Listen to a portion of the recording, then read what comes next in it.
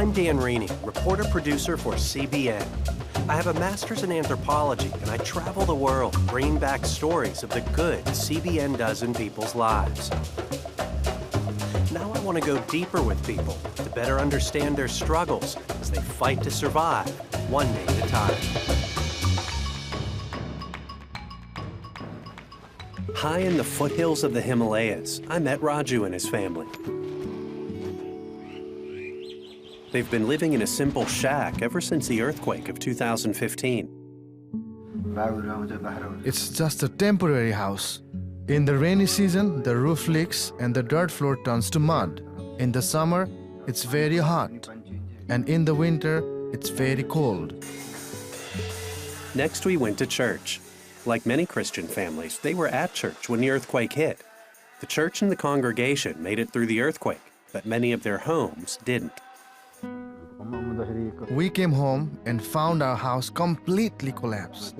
Our family was safe, but we lost everything. We salvaged wood and metal sheets from our broken house. The church and government also gave us more metal sheets. So we built this temporary shelter and have lived here more than 2 years now. As Kamala made dinner, we talked about their day-to-day lives. Both Raju and his wife work as day laborers hauling construction materials. Kamala also tends goats.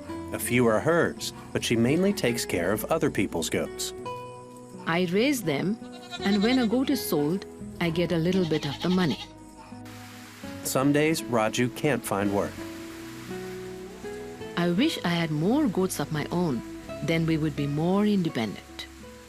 Because it was nearing the end of the monsoon season, it rained pretty much every night. So we all just ran inside to avoid the rain, but it's still raining inside.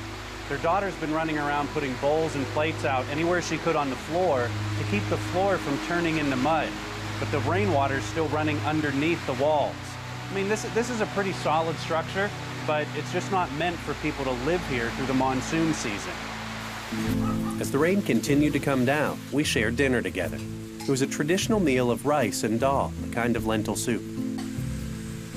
Soon it was time to turn in. They've been trying to force me to take their bed, but I'm not going to do it.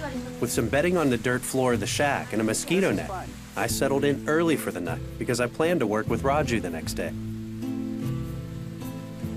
So it rained for more than 5 hours straight last night.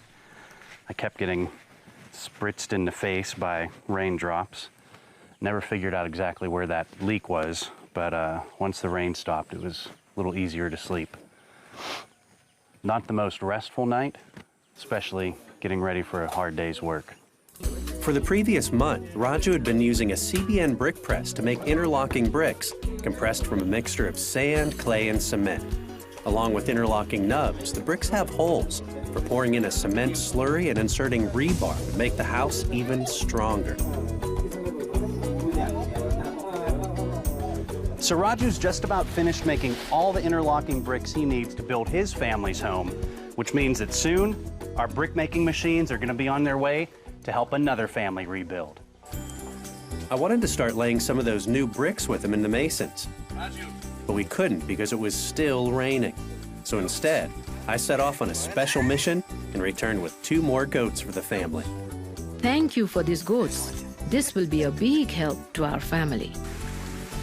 I said goodbye to Raju's daughter before she left for school. Soon, it was time for me to go.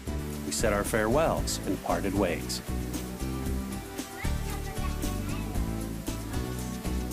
After I left, Raju continued to work on his new house with CBN's construction team. It has real walls, windows, and doors, 2 rooms, and a roof that doesn't leak.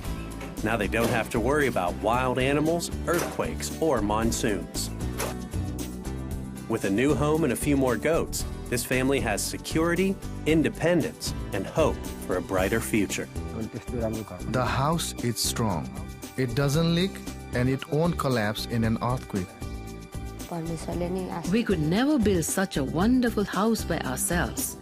Thank you very, very much. Thank you for my new house.